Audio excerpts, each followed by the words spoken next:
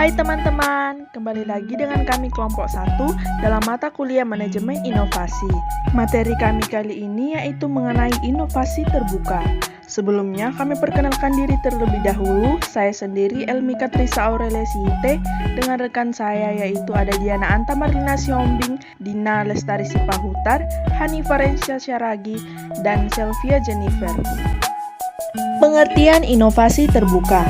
Open innovation atau inovasi terbuka adalah suatu proses di mana orang mencari dan mengkomersialkan ide-ide inovatif yang berasal dari luar organisasi. Tujuan dari inovasi terbuka adalah untuk menciptakan kolaborasi yang erat dalam penelitian dan pengembangan, desain dan pengembangan produk baru, dan pengenalan pasar dengan pihak-pihak yang akan berbagi kepentingan bisnis perusahaan dalam kolaborasi tersebut. Istilah Open Innovation muncul pada tahun 2003 dalam sebuah buku yang diterbitkan oleh Henry Chesbrough.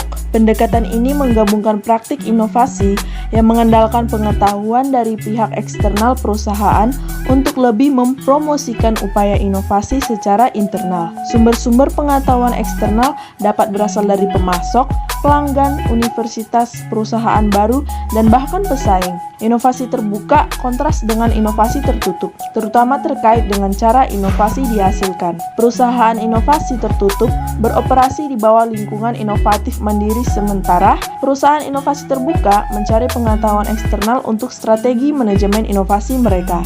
Singkatnya, dalam inovasi tertutup, sumber ide berasal dari internal, sedangkan dalam inovasi terbuka, sumber ide berasal dari pihak eksternal perusahaan. Keuntungan dan kelemahan inovasi terbuka.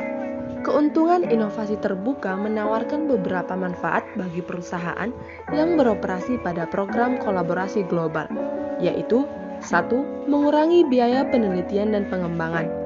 2. Potensi peningkatan produktivitas pembangunan. 3. Penggabungan pelanggan di awal proses pengembangan. 4. Peningkatan dalam akurasi untuk riset pasar dan penargetan pelanggan. 5. Meningkatkan kinerja dalam perencanaan dan pelaksanaan proyek.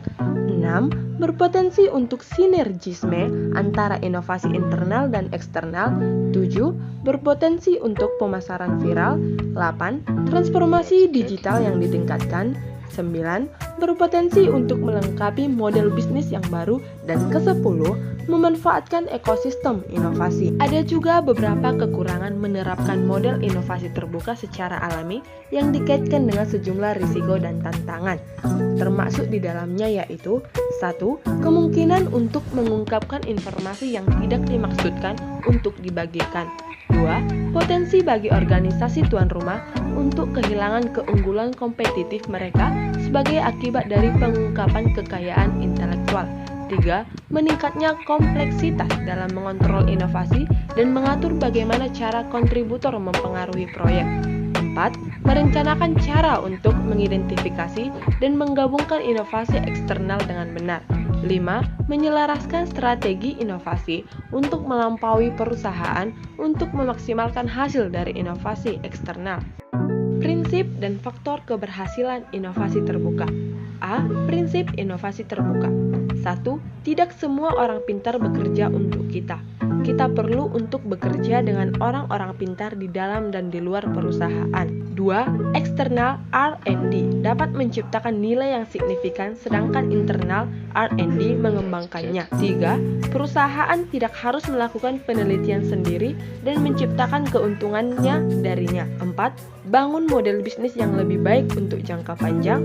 5. Penggunaan yang baik dari internal maupun eksternal pasti akan memenangkan pasar. 6. Tidak ada salahnya membeli IP orang lain untuk kemajuan bisnis model perusahaan kita. B. Faktor keberhasilan. 1. Manusia. 2. Kreasi sebuah produk baru yang inovatif dan memiliki nilai tambah dan manfaat bagi kehidupan manusia. 3. Produk yang telah dihasilkan dapat didistribusikan agar dapat digunakan atau dikonsumsi oleh manusia. 4. Ide atau gagasan. 5. Budaya organisasi. 6. Kemitraan. 7. Kekayaan intelektual. 8. Tenaga ahli. Pelaksanaan kolaborasi tidaklah mudah. Suatu perusahaan harus dapat memilih mitra kerja yang memiliki tujuan, target, dan budaya perusahaan yang hampir sama.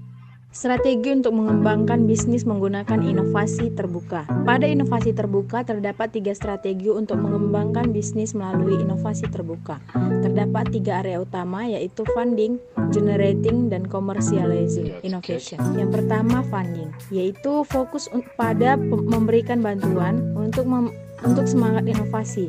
Funding innovation terbagi menjadi 2, yaitu innovation investor dan innovation benefactor. Yang kedua, generating innovation. Strategi ini memiliki 4 tipe organisasi yang biasanya menggunakan innovation explorer, innovation merchant, innovation architect, dan innovation missionaries. Yang ketiga, commercializing innovation. Terdiri dari 2 macam, yaitu innovation marketers dan innovation one-stop center.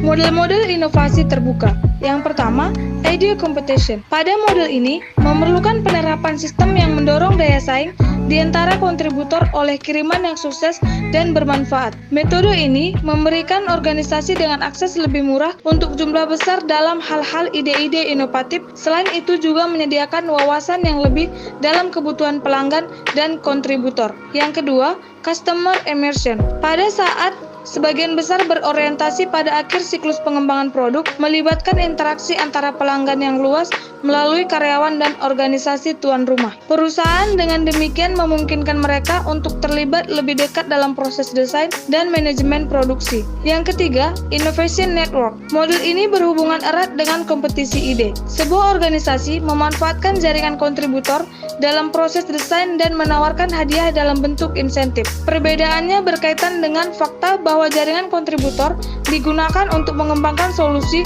dalam masalah yang diidentifikasi dalam proses pengembangan dan proses pembangunan. Yang keempat yaitu insights.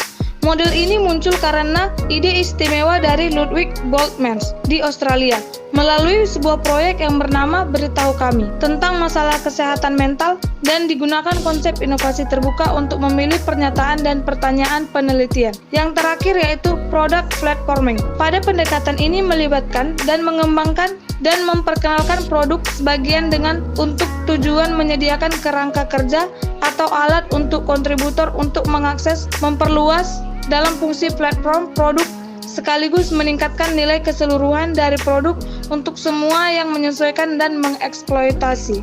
Contoh implementasi inovasi terbuka. Perusahaan yang melakukan inovasi terbuka, contohnya adalah Lego. Mayoritas pengguna Lego adalah orang dewasa dan anak-anak. Untuk itu, Lego melakukan open innovation dengan melibatkan semua orang. Siapapun yang ingin menuangkan idenya untuk produk Lego melalui Project Lego Cursor, yaitu sebuah website di mana setiap orang bisa menggambarkan ide mereka tentang produk Lego. Ide yang dimaksud adalah ide yang baru, asli, dan kreatif, di mana jika proyek yang dibuat dari ide seseorang tersebut disukai lebih dari 10.000 orang, maka ide tersebut akan diproduksi dan dijual oleh Lego. Perumus produk ini akan mendapatkan 1% dari setiap penjualan produk tersebut.